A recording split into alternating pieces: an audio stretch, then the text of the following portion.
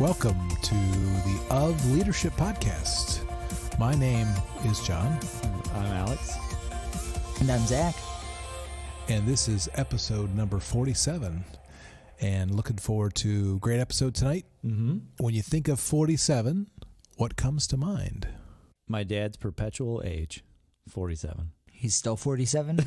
Yeah, just in my mind. I just see him as 47. Shout out to you, Pops.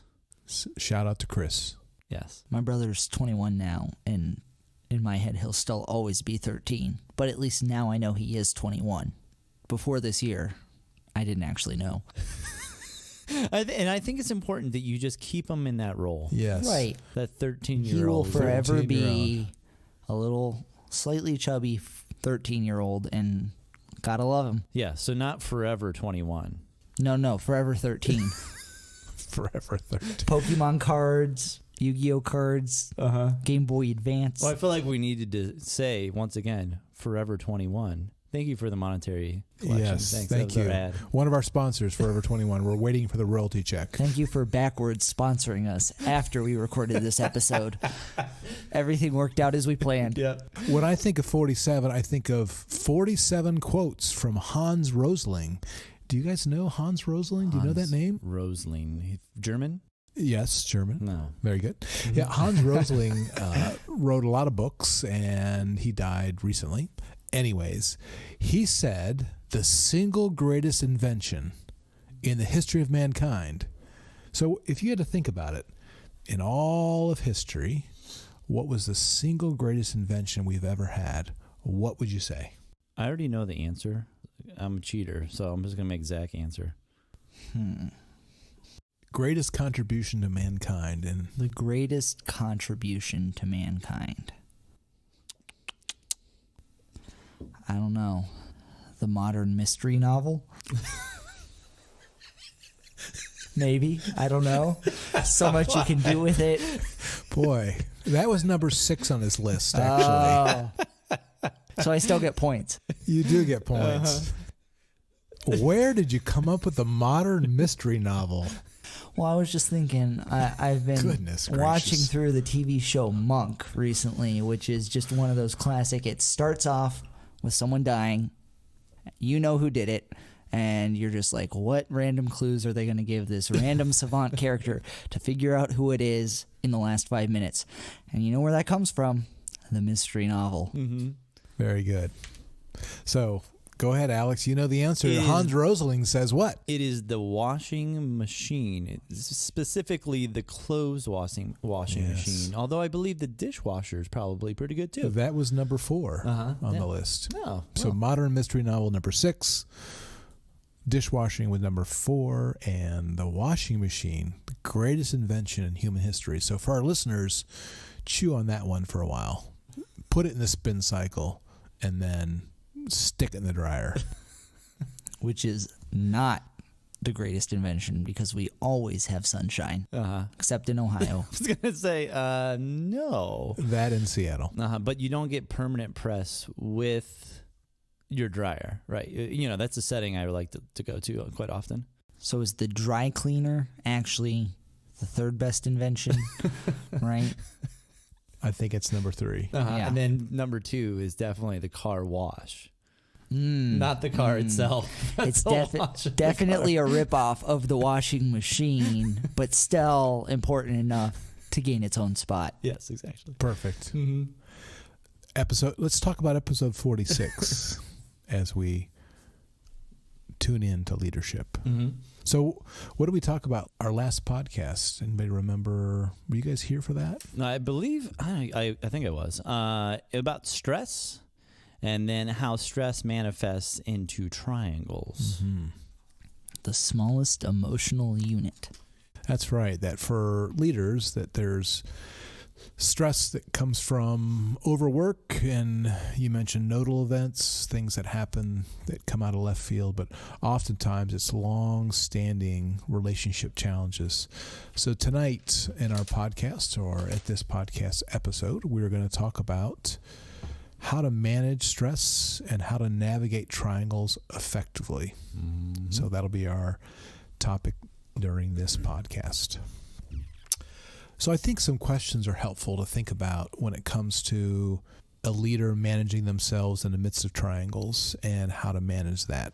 So a first question is, think about this from your perspective, whether it's in the family or at work. For a leader, what is their responsibility and what actually belongs to somebody else? I think asking this fundamental question of what is my responsibility and what actually belongs to another is one step toward a leader managing themselves and being less stressed in the midst of workplace and family challenges. And I think an easy way to do this, and I've done this myself, and tricked other people to do it too. Perfect. Manipulation Yes. is a leadership skill. That's Hans. That's Hans. number 5. That's number 5. Of Yes. the things that have changed the world. That's correct. Manipulation of other people. That It's is a great number 5. invention. Somebody had to come up with that. Mhm. Anyways, is writing down all the stressors that you have Mhm. on a piece of paper Okay.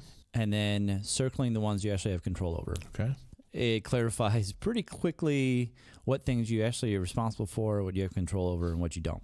I don't know necessarily about responsibility, I guess, now that I think Yeah, about it, but it's that's more of right. like identifying what do I actually have control over. Yeah, so here's a question then. What might make my list that probably shouldn't? What's common that I put on my list that I worry about and stress about, but when I actually look at a list in that example, it really isn't something I can't control? Can we think about something that might make the list that really probably shouldn't? How somebody feels. Okay. So now you do have certain parts, obviously, that you can control with that, how somebody feels. I mean, if you treat them like a turd all the time, I'm guessing they're probably not going to feel too great about themselves. But how they feel from one instance to another instance, if you're trying your best, right? I've found myself at least struggling with that. Man, oh my gosh, I got to make sure this person feels this way or that person feels this way, or that's an issue that I've run into quite often. Yeah, I was just talking to a friend, we'll call her Gail, but she was just in a very stressful situation, and her response was, from my perspective, she was being abused with what was being placed on her. And her response when she was going to confront someone about it was a lot of can I's, would it work best for you, when would you like, very soft, like, obviously a lot of responsibility was being put on Gail's shoulders, and I think wrongfully so, and her response, ironically, was to, in this anxiety that's placed on her, to try and manage the feelings of the other person, to make things convenient for them, to make things work best. When, in actuality, Gail needs these things to be able to do her job well. She needs to clearly place the responsibilities on each person's shoulders. She needs a clear resolution to a problem, despite what was just handed out. Just a lot of redefining and clear expectation setting. But I thought that was ironic. Who would think? And we do this all the time, especially people in authoritarian positions. When I was in RA, it was funny. One of the big pieces of advice was when you're, I'll call it metering out justice, but when you're holding people accountable to the rules, don't say you're sorry. Just don't do it. Because regardless of how you feel, this isn't a feelings-based thing. They're not going to be able to convince you, or they shouldn't be, that you shouldn't do. It's a black and white thing. There's no emotions in it. It's just a natural consequence of the actions. That's really interesting about not apologizing when meeting out discipline of some kind, and think about from a parenting standpoint of, how often should parents apologize and what would that look like? Maybe if a parent made a mistake, overreacted, that's one thing, but to hand out discipline or punishment to a child and, trying to placate them by apologizing, I think that just, I don't know. A counter to that would be when a parent is metering out just discipline out of an emotion, anger, or that usually doesn't work. No. You see the woman in front of you snapping at her children in the line. That's not changing their behavior, and it's definitely not making her look good. But that person who takes their kid out to the car and spanks them, and they come back in with tear on their faces, but they're well behaved. Yeah, I remember walking out with my oldest daughter from the restaurant, like, I think she was horizontal as I was carrying her out to the car. Tucked under the arm. Tucked under the arm, and we went out and had a stern conversation, and then came right back in, and there was only one of us that had tears in our eyes. So I think there's some truth to that. Neither one of you two, somebody else at the table? Third person right, distributing the anxiety. It was the waitress who was upset. Yes. Isn't that, I mean, from what you guys are saying, you're setting the clear expectations and then sticking with them. And that's what you said, keeping people accountable and saying, I mean, I was just reading something actually from, it's called John Plowman's, it was a Spurgeon talks, but he was talking about how, like, your no, sticking by your no, like your no means something. So does your no mean something, or does your no not mean something? And saying, this is as far as I'm going to go.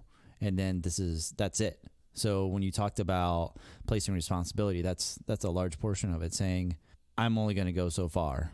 And then this is where I start and you begin. Yeah, you said stating expectations. This is what this job involves. As a parent, this is the expected behavior that I have. It's not based on emotion. It's not based on moods. I expect you guys to get along. I expect you to be happy. Here is the, I don't know, performance expectations, I suppose, and then letting that person, whatever the situation is, figure out how to best accomplish that. Having said that, we want to make sure those that we lead, that we set them up to be successful. So one of the mistakes I've made as a parent is where I would tell my kids to do something and not give them correct instructions. So I might say to my 4-year-old when she was 4, I need you to vacuum the living room, mop the steps, and take out the garbage, And my wife would say, I don't think she can do all those things. And I said, well, I didn't tell her to mow the yard. That's next week. So we want to make sure we set people up to be successful. But beyond that, assuming that we do that, it's then stating expectations and then backing away. And if it's not met, there's consequences. Another side of this might be specifically with our authoritarian disciplinarian example, how convictions become the pillars of the homeostasis of the system. That is to say, when it reduces the what ifs, the chronic anxiety of the system, by saying, in relationship to this conviction, this belief, this workplace standard, this character trait that we're trying to embody, we do that, and this is what's going to happen when we do it and when we don't do it, and it will happen because it's a thoughtfully, openly held belief. Yeah, and I mean, literally, as you were talking about that, I was thinking about when you decide to do this and you're going to be more thoughtful in how you're dealing with this stress, it's identifying these expectations ahead of time before you have to step in to do something. So that leads also into guiding principles. What are your guiding principles for the expectations you're setting? In addition to that, what I found super helpful for me, because I forget things all the time, is when people re-clarify, this is what we're trying to do here, over and over and over and over again. And so that way you're not confused where we're going, because somebody's constantly telling you this is the path you're going on, or this is the path this is where we're going. Yeah, I was just in a situation with that last week. I'm leading a high school small group in my church, and high schoolers, they're, especially boys, they're idiots. Like they are. Just the stories I could tell you. We have a kid. We actually had a 4-year-old, a 3-year-old of the host parents that he sat in on our group, and he was not the most distracting member. No joke. And he came down in several costume changes. Yes. We're talking Power Rangers, yes, Batman, but it's funny because, we joke about how this year we're trying to we're setting the bar really high. Generally, show respect to other people. That's what we're trying to do. But over time, we stopped repeating that. We stopped, and it was my co-leader who said, hey, guys, just remember, this is why we're here. This is what we're trying to do. And while he didn't directly say we're trying to show respect, it was encompassed in the, hey, This is why we're here. This is what we're about. It was just a great example for me of an oversight I had missed, of forgetting to remind people, I tried to correct a specific behavior rather than setting the tone for the whole environment. When I hear that story of the future of America, it makes me want to move to England. I don't know about you all, but anyways, there is hope out there. It's just not in our own country, maybe. I don't know. Or maybe it is. We are the ends of the earth. Well, even on a material base, so if you look at different companies that continually say this is what we're about, this is what we're about, this is what we're about, usually people feel more drawn to those things, right? So the companies that do that really well tend to restate their purpose in some ways. This is what we stand for. So Apple. Apple is everywhere. It's like an icon, and it's all about, when I think about Apple, a lot of the commercials are about there's like freedom in it, and ingenuity and innovative, and that's what they stand for now. It's just interesting. And then if you think of any, this is an interesting twist too, all the insurance commercials now, they're all funny. We have to have flow. We have to have somebody else funny. Liberty somehow has become funny. Yes. Which I don't know, this is maybe another podcast at another time, but somehow insurance is no longer about saving your butt. It's about just being funny. So maybe it's just so serious that you could die and lose your house and your car and your dishwasher and your clothes washer. So we'll make it fun so that way it doesn't hurt as bad that you're paying us all this money that you might have to use because bad things happen. We'll cover this incident, but you're off our plan. So you're talking about core principles or guiding principles or reminding people what you're about. And I think, as we think about this podcast and what it's about stress in leaders and how leaders can manage stress, reduce stress. And I think one really important key takeaway is to focus on what we're about, and as a family, as a classroom, as a school, as any system, of coming up with some agreed upon core principles, and then allowing those principles to guide decisions and not letting relationship pressure change those. A quick example of a story that I heard about Southwest Airlines. So Southwest Airlines, if you're familiar with the airline, is known for, one of their core principles is humor. And they say with Southwest Airlines that in employee interviews, they do not hire anyone that does not believe in humor or is not willing to poke fun at themselves. So that's a really important core principle. And so on a particular flight, a flight attendant was doing the safety check, which if you've flown much at all, you're kind of used to those, and was injecting a little bit of playfulness and humor into this flight safety check. A passenger was on board, and it was a frequent flyer sitting in first class. Actually, it was in first class because Southwest does not have first class, but sitting in the airplane, and it was a frequent flyer, and wrote a letter to the CEO saying that the behavior of the flight attendant was irreverent and was not requisite to the seriousness of the flight safety check. The article went on to say that typically what leaders will do is they'll say, I really appreciate your letter. You're a valuable customer to us. In no way do we mean disrespect. We'll make sure that we train our employees to both be fun, but also not be too fun, et cetera, et cetera. Again, trying to placate this letter. And the woman received a letter back with 4 words, and it was, "We will miss you." And that's the idea of this is what we're about. Mm-hmm. And it may make you uncomfortable, but if you lay it out thoughtfully ahead of time and you communicate that frequently with people, you're going to lose some people. And so one of the things that leaders should understand is that you're going to make people upset at times, but doing it for the right reasons and not doing it intentionally, but that is just inevitable, that's going to lead to some conflict.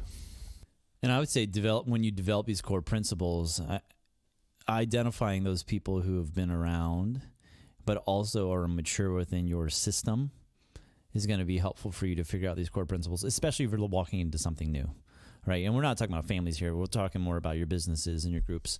But it does have to start with somebody. And if you are the leader of this group, it starts with you. So you identifying those core principles that come from yourself, but also the ones that you want to project to the system are super important. And getting other people's advice is good, but that only goes so far sometimes. So I just want to mention that because I've done that quite a few times. Like sometimes I've asked for advice and then you get a bajillion different things and they don't mesh with what you're doing. And then so then when you go to make them, and now I'm saying this is what we're doing, but Frank doesn't agree with what we're doing, then we got all this mess. You didn't listen to me and blah, blah, blah. It becomes this big old thing. So I'm not saying don't think of your core principles, but I'm just saying you need to be intentional about that and to figure out the best way to do that for whatever system you're in. Mm-hmm. And thinking on that Southwest example, it's interesting to look at it through the lens of triangles. We end up with who's really important in that situation. Is my core principle to keep and retain customers, regardless if their critique is actually counter to our core principles? Is that a more core principle, if I were to say it so poorly? But the other side of that is we're talking about encouraging and empowering people within your system. Think of how that employee is now, one, reminded of a core principle, and two, feels supported, encouraged, empowered, even though they don't have any direct connection to the head of Southwest. Yeah. Mm-hmm. Think of how that has now flowed down into the system because we have seen this leader say, hey, this is our core principle, I'm sticking behind it, and you're not worth the cost of that.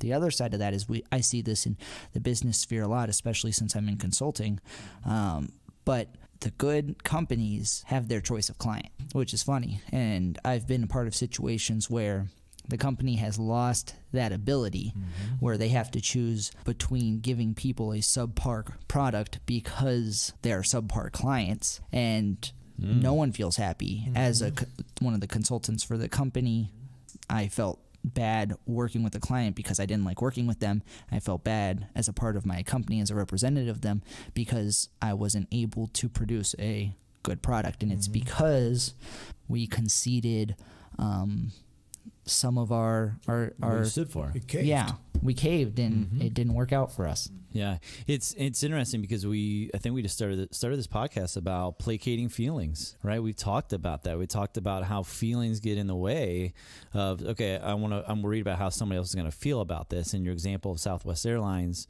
and even when I talked about when you're coming up with your core principles and you have Frank who might not agree with it, that's okay. Maybe Frank is not the right person to have on the bus. Maybe my dad was in construction, and he would go into a home where he was going to work, and if he noticed that somebody was going to give him a hard time, he wasn't. I don't have to. You don't have to be my client, right? And he would decide, you know what, this isn't going to be worth it. Yeah, when we cave to group pressure, and again, there's wisdom here, and maybe the core principles or the idea that I had was wrong, but assuming that I thought through those carefully, when we cave to group pressure, it just raises the anxiety because then people don't know what you stand for. And it just causes people to be unsure of the direction of things going forward. So as we think about the podcast of what leaders can do to manage stress, it's think about your core principles very clearly, communicate those effectively, say them over and over again, and expect resistance from some. And especially if you're in a non-union shop, you can say, thanks, give them a generous severance package, and send them on their way and wish them well. And let them go infect another organization, perhaps. Who knows? One of the other things I thought was helpful. So in our last couple of podcasts, we've been looking at some of John Engle's work. John Engle's writes a leadership post called Leadership Coaching Incorporated. So if you want to check out Leadership Coaching Incorporated from John Engels, you might find that helpful. But he talks about leadership and stress. And one of the things that I made note of that I thought would be interesting just to read just a sentence about leadership and stresses. He says, do the opposite of what comes naturally. Do the opposite of what comes naturally. So what does come naturally? He says three things. Number one, taking things personally. Taking things personally. That if you're going to take a stand based on a guiding principle or a core principle, there's going to be some resistance of some. And that resistance can feel really personal. So don't take things personal. Number two, always wanting to be included. Always wanting to be included.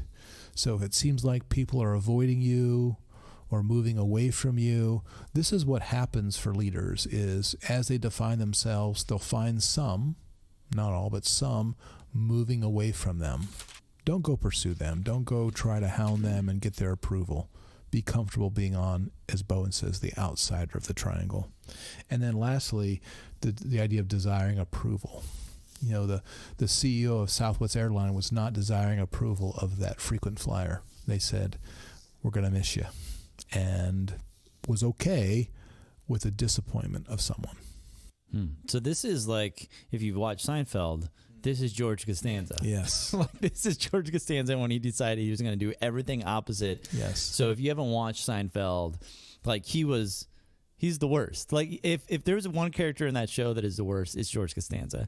And so like he would fail at everything, and then one day he was like, I'm just gonna do everything opposite. And then what happened? He got like a job with the Yankees and all sorts of stuff. Got the ladies. All sorts of things, which is really funny because as you stated these things, I was thinking about this, or and I was thinking he did all these things. Like he decided he just wasn't gonna. So it's just interesting that was. I mean, if you want a stark like identifier, you want to watch some sort of video, like you can watch that. So anyways. So think about so I asked the question earlier about what am I responsible for and what belongs to another. That's a helpful question for leaders to ask. And you mentioned about moods and the approval of others, kind of being on that list of, I really can't control a mood of others. How about this one? How about two people getting along? So whether it's in a family, whether it's in a workplace, sometimes we come across where there are two people aren't getting along.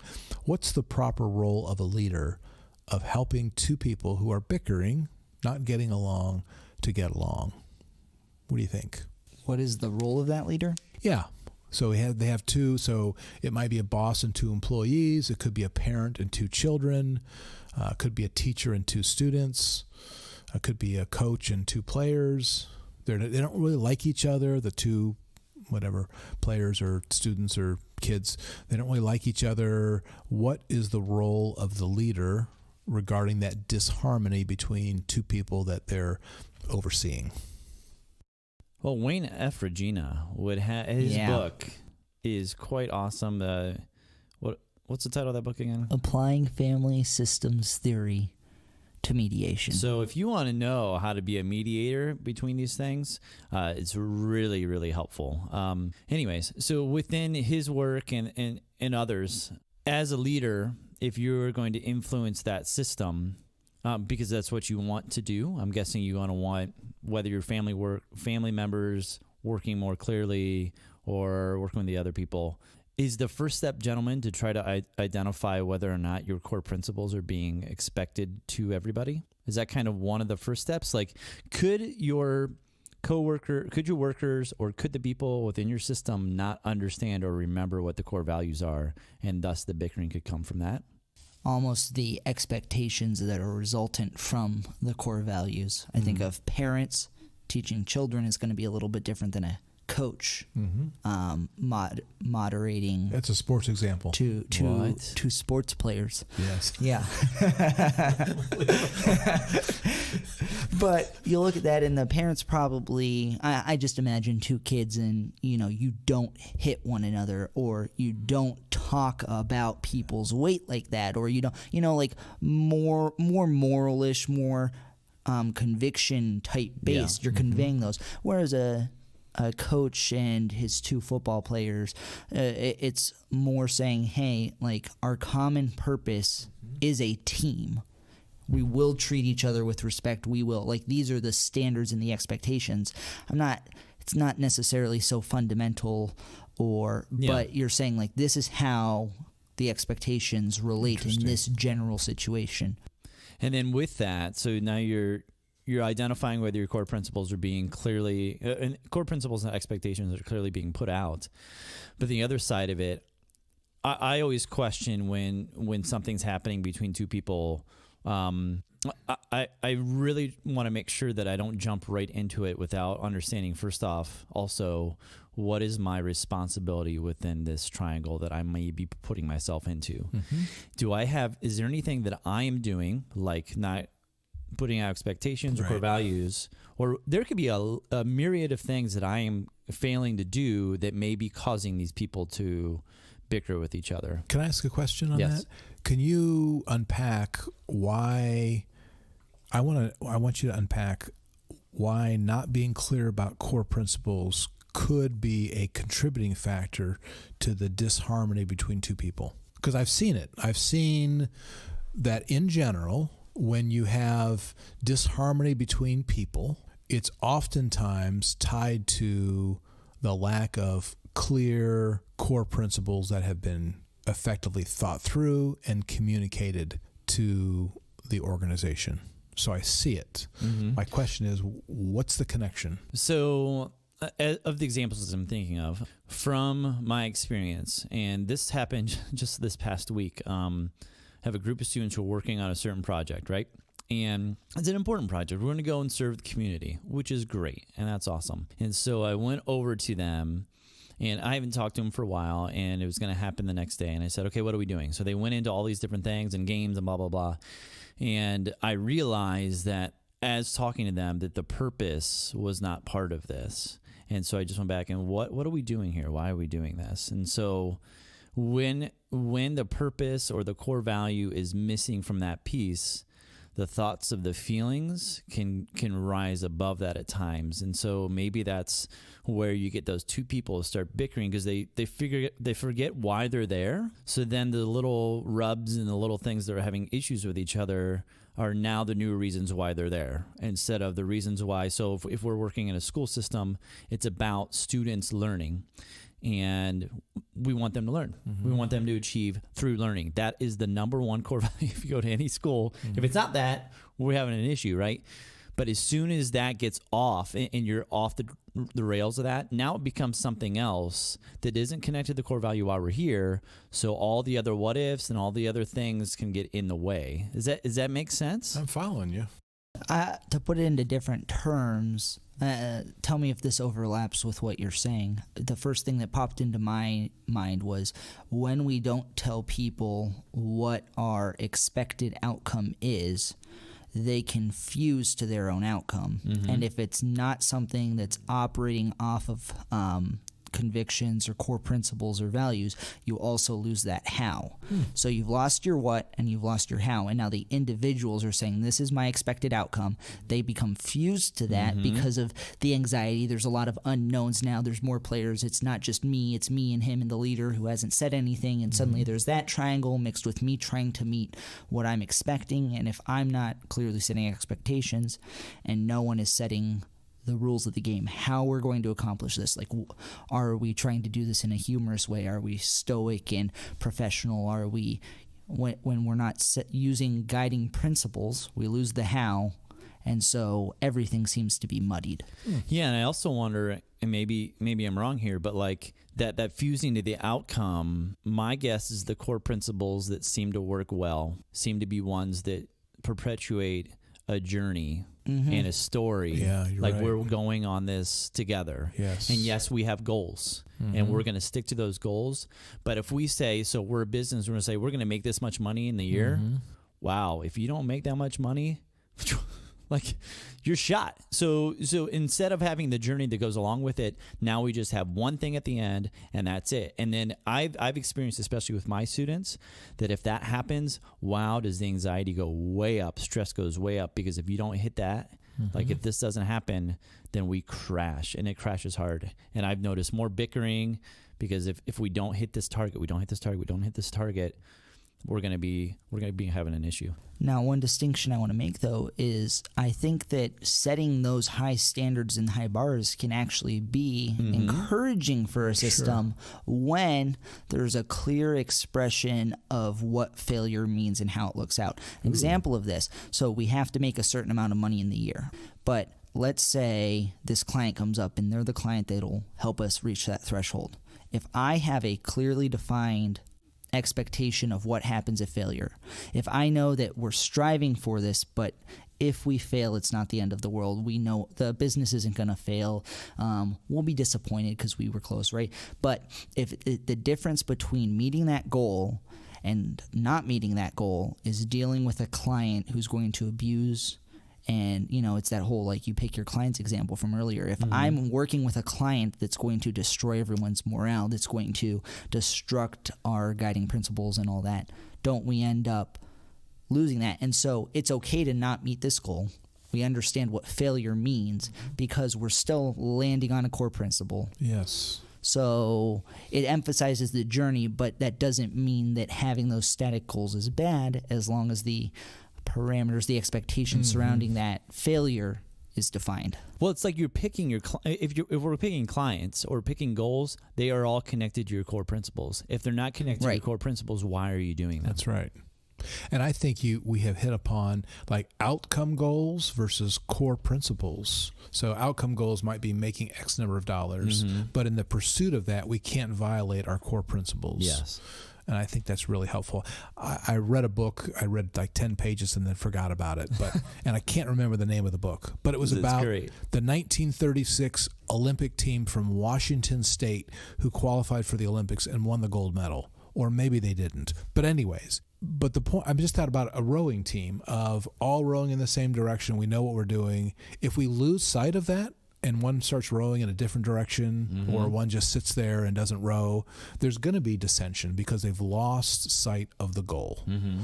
And I think when we do that, that raises the anxiety among people because they are not sure what we're about. So I think it's really important to communicate that. And that's interesting because when we talk about this money goal, there's two situations that I'm imagining. There's a situation where the money is the goal in and of itself, and that's an objective goal that has no relation. Well, that's going to add a lot of anxiety because the people who are part of that company aren't going to be able to get behind that. There's no why there. It's just, I guess maybe the core principle might be greed, or I want more efficiency, or I want this. It's not something the whole system is getting behind. The other side of that is, if it's a worthwhile endeavor that's used to meter a pace and set a bar that you're trying to exceed, but the failure's defined, that's awesome. I think of the last Winter Olympics, there was one of those speed slope skiers, where there's the flags on either side and you're cutting corners real tight. And there was this one person, I remember, I watched probably only that one event. You watched sports. I watched sports, but not the sport players. Yeah, And it was interesting because this one girl qualified. She ended up winning a medal, I believe, and she wasn't expecting it.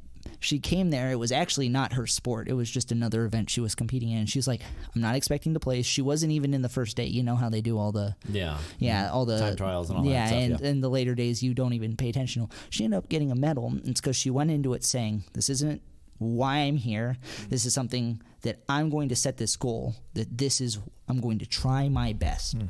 But if I fail, it's whatever, but I'm still going to come in. I'm going to set a bar for myself. I'm going to evaluate myself, and I'm going to do the best I can. She ended up winning a medal.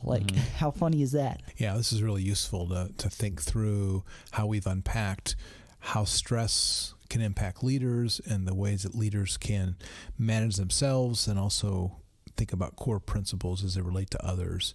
So as we think about the podcast, what would be a takeaway from tonight's podcast? Again, the question we're asking is, how can leaders manage stress and be more thoughtful? And triangles is one lens to examine that. So what do you think? Takeaway.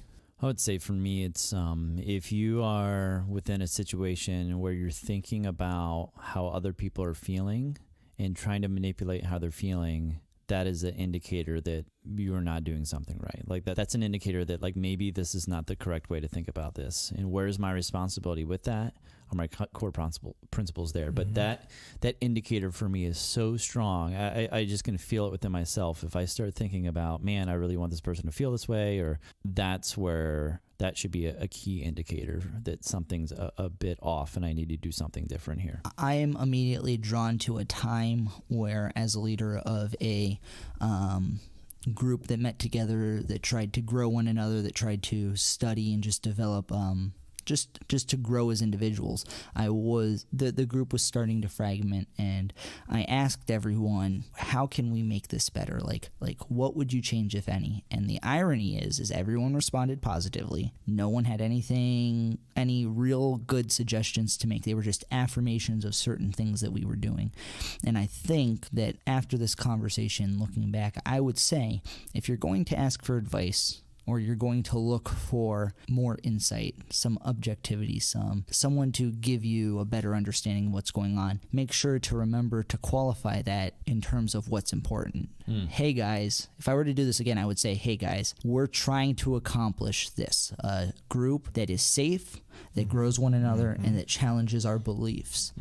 And I think that if I had asked that question, people would have answered better than, hey guys, what would you change about this group? I was asking for a change in the homeostasis, and the people weren't comfortable presenting their true thoughts, I guess, because the irony again, people ended up leaving, the same people that I asked and the same people that responded positively. And so I think, having gained a little bit of perspective here, that's how I would change how I act in that situation next time. That's a really interesting story, and thinking through what one might do differently. I would say this is a helpful statement to make, and it's that I'm responsible to the people that I lead, but I'm not responsible for them. So I'm responsible to communicating core principles, and I'm responsible to them by managing myself, by taking care of myself, but I'm not responsible for their moods. I'm not responsible for their attitudes. I'm not responsible for their emotions. It doesn't give me excuse to be a jerk, but it means that I need to communicate the best I can and let the chips fall where they may. So I'm responsible to them, but I'm not responsible for their emotional state. Well, guys, great discussion tonight.